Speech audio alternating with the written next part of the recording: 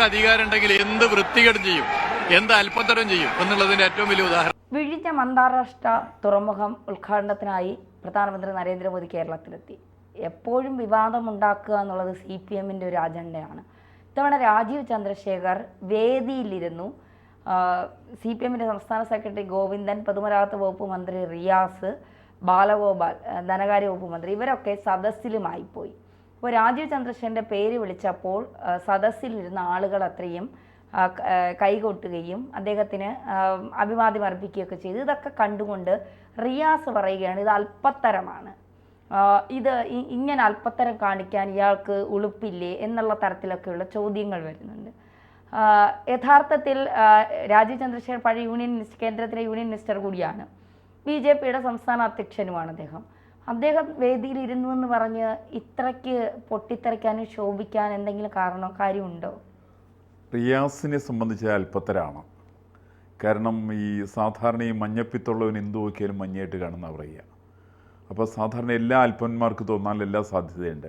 നമ്മൾ വേറൊന്നറിയാലോ, ഇപ്പോൾ വിഴിഞ്ഞം പദ്ധതിയുടെ അതിൻ്റെ ഒരു പരിശോധനയ്ക്ക് വേണ്ടിയിട്ട് കേരളത്തിൻ്റെ മുഖ്യമന്ത്രി പോയി. ആരൊക്കെയാണ് മുഖ്യമന്ത്രിയുടെ കൂടെ ഉണ്ടായിരുന്നത്? ഒരു വട്ടമേശ സമ്മേളനം നടത്തിയല്ലോ. ആരൊക്കെ വട്ടമേശ സമ്മേളനത്തിലുണ്ടായിരുന്നത്? കേരളത്തിൻ്റെ മുഖ്യമന്ത്രി ഉണ്ടായിരുന്നു, അദ്ദേഹത്തിൻ്റെ ഭാര്യ ഉണ്ടായിരുന്നു, അദ്ദേഹത്തിൻ്റെ മകളും മുഹമ്മദ് റിയാസിൻ്റെ രണ്ടാമത്തെ ഭാര്യ, എത്രാമത്തെ ഭാര്യ എനിക്ക് എണ്ണ അറിഞ്ഞുകൂടാ, മുഹമ്മദ് റിയാസിൻ്റെ ഭാര്യയായിട്ടുള്ള സ്ത്രീ ഉണ്ടായിരുന്നു. അവരുടെ ആദ്യത്തെ ഏതോ വിവാഹത്തിൽ അവരുടെ ഒരു മകനും അതിൽ കൂടെ ഉണ്ടായിരുന്നു. ഇത് ഈ പറയുന്ന കുടുംബാംഗങ്ങളെ വെച്ചുകൊണ്ടാണ് വിഴിഞ്ഞം പദ്ധതിയുടെ ഉദ്ഘാടന പരിപാടി നടത്തേണ്ടതെന്നുള്ള മുഹമ്മദ് റിയാസ് വിചാരിച്ച് കാണും. അപ്പോൾ അങ്ങനെ മുഹമ്മദ് റിയാസ് വിചാരിക്കുന്ന മാതിരിയല്ല കേന്ദ്ര സർക്കാരിൻ്റെ പദ്ധതികൾ. ഈ വിഴിഞ്ഞം പദ്ധതി ആ നിലയ്ക്കല്ല. വിഴിഞ്ഞം പദ്ധതി പെട്ടെന്ന് വരാനുള്ള കാരണം തന്നെ കേന്ദ്രത്തിൻ്റെ സർക്കാരാണ്. കേന്ദ്രത്തിലൊരു ഇച്ഛാശക്തിയുള്ള സർക്കാർ ഭരിക്കുന്നതിൻ്റെ പേരിലാണ് കേരളത്തിൽ വിഴിഞ്ഞം പദ്ധതി വന്നതിൻ്റെ പേരിലാണ്. മാർക്സിസ്റ്റ് കമ്മ്യൂണിസ്റ്റ് പാർട്ടിയും കോൺഗ്രസ് ആയിരുന്നു കേന്ദ്രത്തെങ്കിൽ ഈ പറയുന്നൊരു പദ്ധതിയും വരില്ലല്ലോ. കോൺഗ്രസ് ഒരു പദ്ധതിയും കേരളത്തിലേക്ക് കൊണ്ടുവരാൻ സമ്മതിക്കില്ല. നമുക്ക് തന്നെ അറിയാം, വേറെ ഇതേപോലെ സമാനമായിട്ടുള്ള സംഭവം ഉണ്ടായിരുന്നു.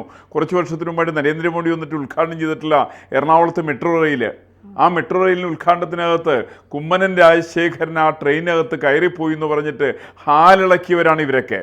പക്ഷേ ഞാൻ ഒന്ന് മനസ്സിലാക്കേണ്ട വസ്തുത, ഇവരെ എത്ര ഹാലിളകിയാലും മാർക്സിസ്റ്റ് കമ്മ്യൂണിസ്റ്റ് പാർട്ടിയും കോൺഗ്രസ്സുകാരനും ഒക്കെ എത്ര ഹാലിളക്കിക്കൊണ്ട് സംസാരിച്ചാലും കേന്ദ്രം ഭരിക്കുന്ന പ്രധാനമന്ത്രിക്ക്, ആഭ്യന്തര വകുപ്പ് മന്ത്രിക്ക്, ഭാരതീയ ജനതാ പാർട്ടിയുടെ സംസ്ഥാന അധ്യക്ഷനോ അഖിലേന്ത്യാ അധ്യക്ഷനോ ഈ സാധനത്തിനൊന്നും ഇവർ പറയുന്ന വാക്കുകൾക്കൊന്നും പുല്ലുവിലയാണ് കൽപ്പിക്കുക. ഇതിനെ അംഗീകരിക്കേണ്ട ആവശ്യവുമില്ല. കാരണം കേരളത്തിൻ്റെ വികസനത്തിന് ഒരു കാലത്തും ഒരു കാര്യവും സംഭാവന ചെയ്യാത്ത പാർട്ടിയാണ് കമ്മ്യൂണിസ്റ്റ് പാർട്ടി. ഇന്നിപ്പോൾ ഇവർ പറഞ്ഞല്ലോ, കേരളത്തിൻ്റെ മുഖ്യമന്ത്രി പറഞ്ഞല്ലോ, കേരളത്തിൻ്റെ ഭയങ്കര വികസനം. എന്താ വികസനം? കേരളത്തിൻ്റെ വികസനം എന്ന് പറഞ്ഞിട്ടുണ്ടെങ്കിൽ അവിടെ മംഗലാപുരം തുടങ്ങിയിട്ട് തിരുവനന്തപുരം വരെ വരുന്ന റോഡിൻ്റെ വികസനം, നാഷണൽ ഹൈവേകളുടെ വികസനം, അല്ലെങ്കിൽ പുതിയ ഫ്ലൈ ഓവറുകളുടെ വികസനം. ഈ വികസനത്തിലേക്ക് എന്താ ഇവർക്ക് പങ്കുള്ളത്? 3 ലക്ഷം കോടി രൂപയാണ് കേന്ദ്ര സർക്കാർ അനുവദിച്ചിരിക്കുന്നത്. 3 ലക്ഷം കോടി രൂപ അത് വെച്ചിട്ടാണ് ഹൈവേ പണിയുന്നത്.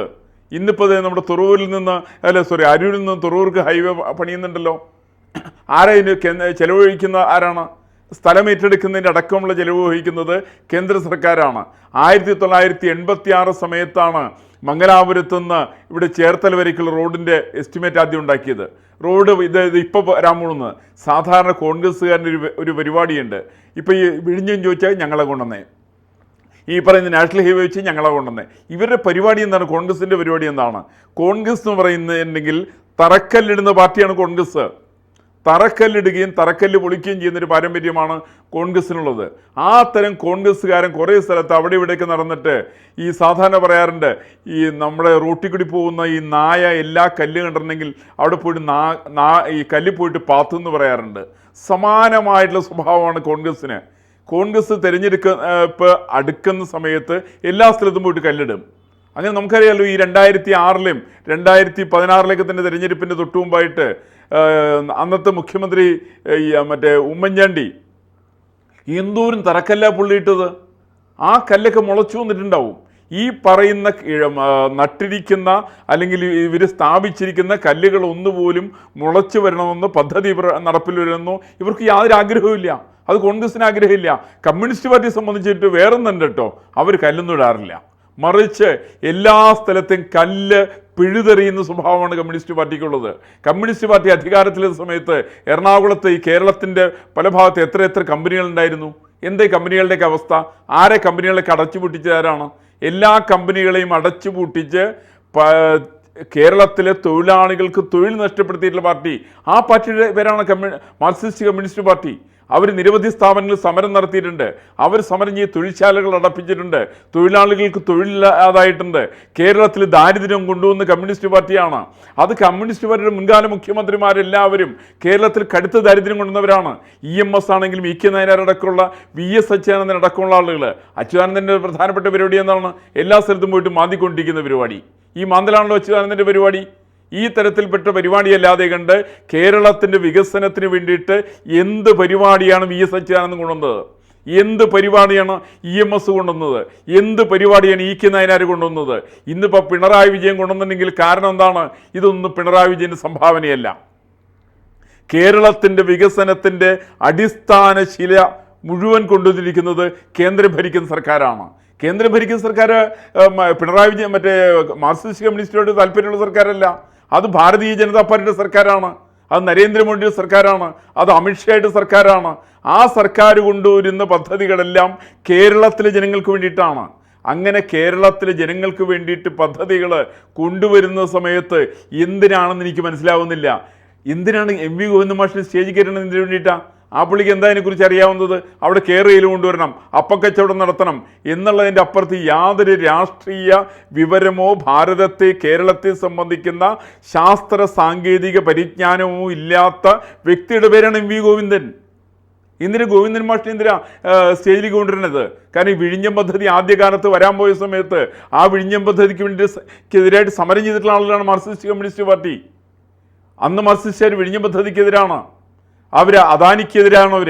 ഇവിടെ ഒരു പദ്ധതി കൊണ്ടുവരാൻ സമ്മതിക്കില്ലെന്ന് പറഞ്ഞവരാണത്.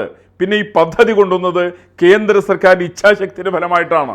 നിവൃത്തിയില്ലാതെ കണ്ട് ഗതികെട്ട സമയത്ത് പിണറായി വിജയൻ അതിനെ അംഗീകരിച്ചു എന്നുള്ളത് മാത്രമേ ഉള്ളൂ. കേരളത്തിൽ നമ്മളൊന്ന് ആലോചിച്ച് നോക്ക്. ഈ നാഷണൽ ഹൈവേയുടെ വികസനത്തിൻ്റെ തടസ്സപ്പെടുത്തിക്കൊണ്ടിരിക്കുന്ന ആരാണ്? അത് കേരളത്തിൻ്റെ പാർലമെൻറ്റ് അംഗങ്ങളാണ്. കേരളത്തിൻ്റെ നിയമസഭയിലെ അംഗങ്ങളാണ്. മാർക്സിസ്റ്റ് കമ്മ്യൂണിസ്റ്റ് പാർട്ടിയാണ്, കോൺഗ്രസ് ആണ്. അതുകൊണ്ടാണ് പണ്ട് നമ്മൾ കേട്ടിട്ടുണ്ടല്ലോ സാധാരണയിലേക്ക് അത് ഇന്ത്യൻ പ്രധാനമന്ത്രിയായിരുന്ന മൻമോഹൻ സിംഗ് പാർലമെൻറ്റിൽ അപൂർവമായിട്ടാണ് ചിരിച്ചതെന്നാണ് പറയുക. പക്ഷെ അദ്ദേഹം പൊട്ടിച്ചിരിച്ചൊരു സംഭവം ഉണ്ടായി. അദ്ദേഹം ഒരു പേപ്പർ എടുത്ത് വായിച്ചു എന്നാണ്. 27 അംഗങ്ങളുടെ സംയുക്തമായിട്ടുള്ള ഒരാവശ്യമാണ്. കാരണം കേരളത്തിൽ നാഷണൽ ഹൈവേ വികസിപ്പിക്കുന്ന സമയത്ത് 45 മീറ്റർ വീതി ആവശ്യമില്ല എന്ന് പറഞ്ഞ് നിവേദനം കൊടുത്ത കഴിവുകെട്ട ഏറ്റവും നിസ്സംഗരായിരിക്കുന്ന ആളുകൾ പാർലമെൻറ്റിലേക്ക് അയച്ച സംസ്ഥാനമാണ് കേരളം.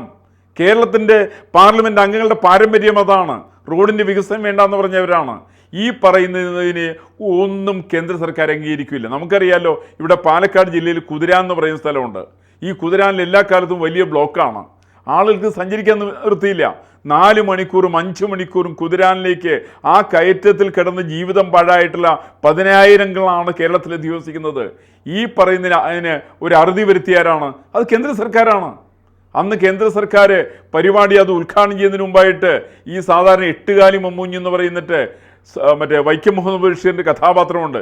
എന്ത് ചെയ്താലും അതിൻ്റെ താഴെ കൊണ്ട് തലവെച്ചുകൊണ്ട് കൊടുക്കും. എന്നിട്ട് ഇത് ഞാൻ ചെയ്തതെന്ന് പറയും. ഈ പറയുന്നൊരു സ്വഭാവമാണ് മുഹമ്മദ് റിയാസിനെ സംബന്ധിച്ചുള്ളത്. മുഹമ്മദ് റിയാസ് അവിടേക്ക് ബാനർ വെച്ചു. ഇത് വെച്ചിട്ടുള്ള മുഹമ്മദ് റിയാസിന് അഭിവാദ്യങ്ങൾ. ഇയാൾക്ക് എന്താ അതിനകത്ത് പങ്കുള്ളേ? മുഹമ്മദ് റിയാസിന് അവിടെ കുതിരാനിലേക്ക് ആ റോഡ് വികസനത്തിൽ അയക്ക് വല്ല പങ്കുണ്ടോ? അയക്ക് ഒരു പങ്കുമില്ലല്ലോ. കേരളത്തിലെ നാഷണൽ ഹൈവേ വികസനത്തിൽ അയക്ക് എന്ത് പങ്കായിക്കുള്ളത്? ഒരു പങ്കു വയ്ക്കില്ലപ്പാ. അയക്ക് യാതൊരു പങ്കുമില്ല. മറിച്ച് അവിടേക്ക് കൊണ്ട് അയാൾ ചെയ്യുന്ന ഏറ്റവും പ്രധാനപ്പെട്ട പരിപാടി എന്താണെന്ന് വെച്ചിട്ടുണ്ടെങ്കിൽ നാഷണൽ ഹൈവേയുടെ ഓരങ്ങൾ കൊണ്ടുപോയിട്ട് അയാൾ ബാനർ കൊണ്ടുപോയിട്ട് വയ്ക്കും. എന്താ? ഈ നാഷണൽ ഹൈവേയുടെ വികസനത്തിന് വേണ്ടിയിട്ട് പ്രയത്നിച്ചിട്ടുള്ള മുഹമ്മദ് റിയാസിന് അഭിവാദ്യങ്ങൾ എന്ന് പറഞ്ഞുകൊണ്ട് അദ്ദേഹത്തിൻ്റെ ബന്ധുക്കളായിരിക്കുന്ന ആളുകൾ, പാർട്ടി പ്രവർത്തകന്മാർ അദ്ദേഹത്തിൻ്റെ കയ്യിൽ നിന്ന് പണം മുടക്കിക്കൊണ്ട് സ്ഥാപിക്കുന്ന ചില ബാനറുകളല്ലാതെ കണ്ട് മുഹമ്മദ് റിയാസിന് കേരളത്തിൻ്റെ വികസനത്തിനകത്ത് ഒരു പങ്കുമില്ല. ഈ പറയുന്ന ബാലഗോപാലിന് പങ്കുണ്ടോ? എന്താ ബാലഗോപാലിൻ്റെ പങ്ക്? ബാലഗോപാലിന് തത്വശാസ്ത്രം അറിയാമോ? സാമ്പത്തിക ശാസ്ത്രത്തെക്കുറിച്ച് അദ്ദേഹത്തിന് ഒരു തേങ്ങേക്കൊല്ലം അറിയാൻ വേണ്ടി പാടില്ലല്ലോ ബാലഗോപാലിന്. 5, 3, 8 എന്നുള്ള കണക്ക് ബാലഗോപാലിന് അറിയാം. അതിൻ്റെ അപ്പുറത്ത് കേരളത്തിൻ്റെ വികസനത്തിന് വേണ്ടിയിട്ട് എന്താണ്, കേരളത്തിൻ്റെ വരുമാനം എത്രയാണ്, കേരളത്തിൻ്റെ ചെലവ് എത്രയായിരിക്കണം, ഇത് തമ്മിലുള്ള ബന്ധത്തെ സംബന്ധിച്ച്, സാമ്പത്തിക ശാസ്ത്രത്തെ സംബന്ധിച്ച് ഒരു പരിജ്ഞാനമില്ലാത്ത ആളാണ് ബാലഗോപാൽ. അങ്ങനെയുള്ള ഈ കണ്ട അണ്ടനെ അടകോടനൊക്കെ കയറ്റി ഇരുത്തുന്നതല്ല ഈ പറയുന്ന പ്രധാനമന്ത്രി പങ്കെടുക്കുന്ന പരിപാടി. ആ പരിപാടിയിൽ സ്വന്തമായിട്ടുള്ള ജീവിതം കൊണ്ട് തെളിയിച്ചിട്ടുള്ള ആളാണ് രാജീവ് ചന്ദ്രശേഖർ. മന്ത്രിയായിരിക്കുന്ന സമയത്തും അദ്ദേഹം തെളിയിച്ചിട്ടുണ്ട്. അദ്ദേഹം മന്ത്രി ആകുന്നതിന് മുമ്പ് അദ്ദേഹം തെളിയിച്ചിട്ടുണ്ട്. പാർലമെൻറ്റ് അംഗമായിരിക്കുന്ന സമയത്ത് അദ്ദേഹം തെളിയിച്ചിട്ടുണ്ട്. സ്വന്തമായിട്ടുള്ള പ്രാവീണ്യം തെളിയിച്ചിട്ടുള്ള ആൾ തന്നെയാണ് ഭാരതീയ ജനതാ പാർട്ടിയുടെ സംസ്ഥാന അധ്യക്ഷനായിരിക്കുന്ന രാജീവ് ചന്ദ്രശേഖർ. അതുകൊണ്ട് തന്നെ സ്വാഭാവികമായിട്ടുള്ള രീതിയിൽ ആ സ്റ്റേജിൽ അനിവാര്യമായിരിക്കുന്ന രാജീവ് ചന്ദ്രശേഖറാണ്. അതിന് എം വി ഗോവിന്ദൻ്റെ ഒരു സ്പേസും ഇല്ലപ്പാ. അതിന് മുഹമ്മദ് റിയാസിന് യാതൊരു സ്പേസും ഇല്ല. അതും മറ്റേ ബാലഗോപാലിന് യാതൊരു സ്പേസും ഇല്ല. അവരൊക്കെ കാഴ്ചക്കാരായിട്ട് ഇരിക്കുന്നതാണ് നല്ലത്. കാര്യം എന്തെങ്കിലുമൊക്കെ ഒന്ന് മനസ്സിലാക്കേണ്ടത്. ഈ മനസ്സിലാക്കാൻ വേണ്ടിയിട്ട് എൻ്റെ റിക്വസ്റ്റ് അതുകൊണ്ട് ആദ്യം പോയിട്ട് മുഹമ്മദ് റിയാസ് പറയേണ്ടത് അമ്മായിയച്ഛനോട് പറയണം, പിണറായി വിജയനോട്. ഈ ഭാര്യ മക്കളെയും കൊണ്ട് നടന്നിട്ട് വിഴിഞ്ഞം പദ്ധതി കൊണ്ട് കാണിച്ച് അവരെയൊക്കെ തലയിൽ തൊപ്പി വെച്ചിട്ടുണ്ടെങ്കിൽ, തലയ്ക്കകത്ത് അളവിട്ട് ഇല്ലാത്തവൻ്റെ തലയിൽ കൊണ്ടുപോയിട്ട് തൊപ്പി വെച്ചിട്ടുണ്ടെങ്കിൽ ഒരു പ്രയോജനമില്ലപ്പാ, ഒരു പ്രയോജനമില്ല. അത് അവരെ കൊണ്ട് നടന്ന് കാണിക്കുക. അവരൊരു പയ്യനുണ്ട് അവരുടെ കൂടെ, അവരുടെ മകനെ, വീണയുടെ മകനാന്നാണ് പറഞ്ഞേ. എന്തിനും ഇവനെ കൊണ്ടു നടക്കുക എന്തിനു വേണ്ടിയിട്ടാണ്? പഴയ കാലത്ത് കെ കരുണാകരൻ ചെയ്യാറുണ്ട്. കെ കരുണാകരൻ്റെ മകളുടെ മകനെ കൊണ്ടു നടന്നിട്ട് പലതും കാണിക്കാറുണ്ട്. ഇവിടുത്തെ എറണാകുളത്ത് സിറ്റി പോലീസ് കമ്മീഷനായിരുന്ന ഇപ്പോഴത്തെ ഇതിൻ്റെ കൊച്ചി മെട്രോൻ്റെ MD ആയിരിക്കുന്ന ആളെ, അയാളെ കുരിച്ചിരുത്തിയിട്ട് അയാളുടെ മുകളിൽ ഇവൻ കയറി ഇരുന്നിട്ട് ആന കളിക്കുന്നൊരു ഒരു പരിപാടി ഉണ്ടായിരുന്നു. അന്ന് ഇയാൾ സിറ്റി പോലീസ് കമ്മീഷണർ എറണാകുളത്ത്, ലോക്നാഥ് ബെഹ്റ. ഞാൻ ഐ വിറ്റ്നസ് ആണ് അതിൻ്റെ. അങ്ങനെ ആന കളിച്ചിട്ടുള്ള ബെഹ്റയെ പോലുള്ള ആളുകളെ പ്രകീർത്തിക്കുന്ന പാരമ്പര്യമാണ് കേരള സർക്കാരിനെ സംബന്ധിച്ചുള്ളത്. അത് പിണറായി വിജയനും തിരിച്ചറിയണം, അത് മുഹമ്മദ് റിയാസ് തിരിച്ചറിയണം, അത് ബാലഗോപാലൻ തിരിച്ചറിയണം, അത് ഗോവിന്ദമാഷ് തിരിച്ചറിയണം. ഇവർക്ക് ഈ പറയുന്ന സ്ഥലത്ത് വികസനത്തിൽ ഒരു സ്പേസും അവരെ സംബന്ധിച്ചില്ല. അവർ കാഴ്ചക്കാരാണ്. കാഴ്ചക്കാരായിട്ട് തന്നെയാണ് കാണേണ്ടത്. കാഴ്ചക്കാരൻ കയറിയിട്ട് വീട്ടിൽ കയറിയിട്ട് വീടിൻ്റെ ഭരണം ഏറ്റെടുക്കാമെന്ന് വിചാരിച്ചാൽ അതൊരു മോഹം, ഒരു ഒരു ദുർമോഹമായിട്ട് തന്നെ അവസാനിക്കുള്ളൂ എന്നാണ് ഞാൻ മനസ്സിലാക്കുന്നത്.